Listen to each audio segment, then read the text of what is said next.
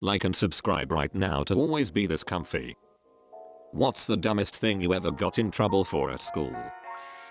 I've got two things. 1. I sang happy birthday with a whole bunch of my friends to someone at lunch and we were to split up because it was inappropriate. 2. Someone kicked my chair and I fell and I got a detention while they didn't get anything.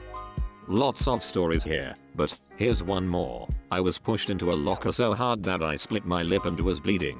Because it hurt and I was extremely surprised. I was just getting stuff out of my locker when it happened. I shouted out what the hell. The hall monitor saw the whole thing.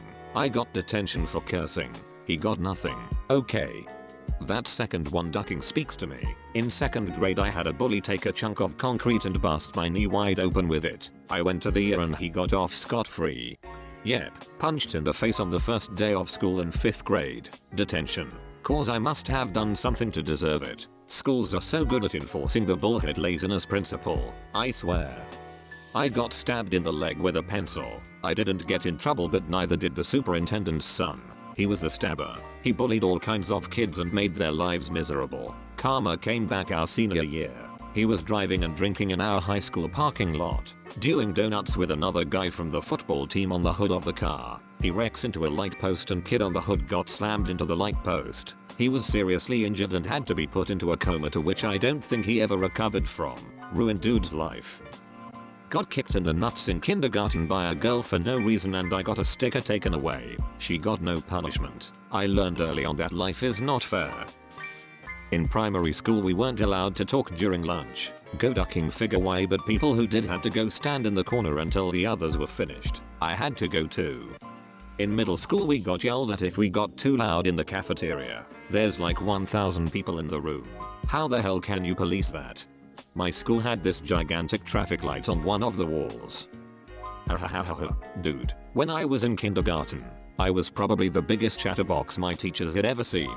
Had a similar rule about not talking during lunch, and I was made to go stand in a corner. Very unfortunate for my teacher, though. My gossipy grandma baby mind couldn't comprehend it as a punishment and I thought she wanted to hear my stories, so I just walked my dumb ass up to her table and began talking to her instead. I got yelled at for blowing my nose for too long.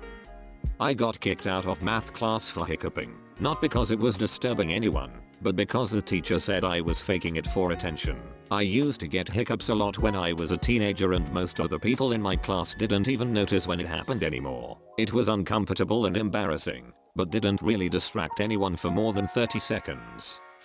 Not quite school, but a school function. I almost got kicked out of prom for being drunk, simply because I didn't want to dance. I was sitting at the table watching everyone else's stuff and 3 staff members dragged me outside to ask me how much I had to drink that day. Meanwhile there's girls who obviously had been drinking on the dance floor not being bothered.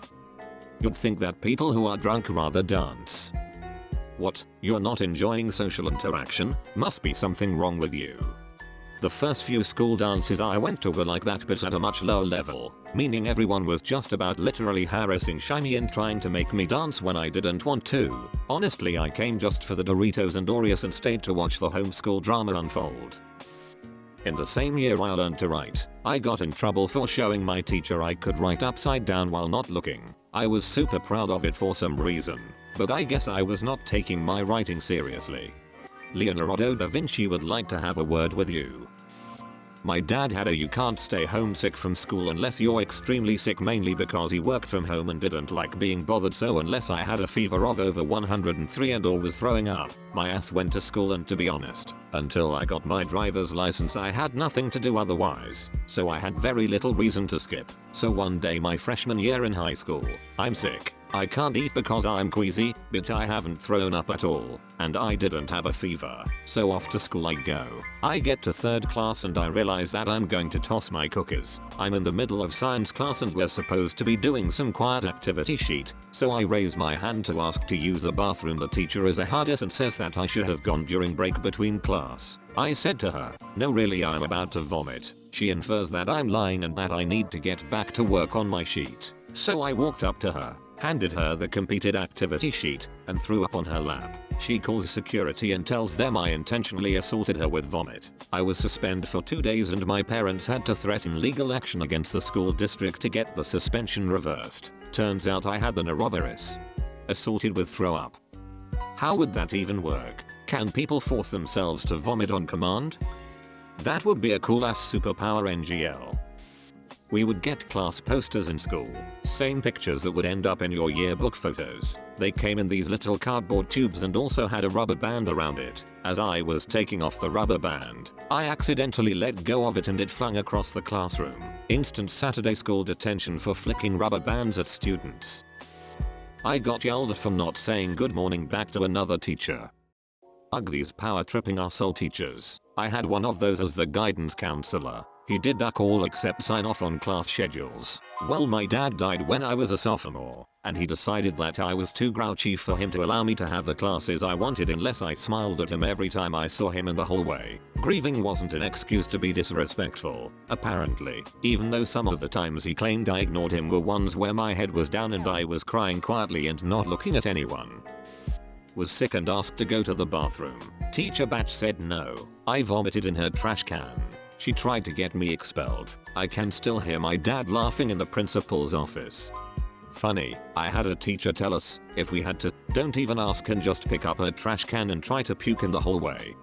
We had a kid who was sort of a class clown. He was also a really gifted athlete. We had practice that morning before class that ran a little longer than usual. We didn't have a chance to hit the locker room on our way in. Our coach always made us drink a ton of water to stay hydrated. About 20 minutes into first period he raised his hand and politely asked to use the restroom. The teacher said no. He asked again, same answer.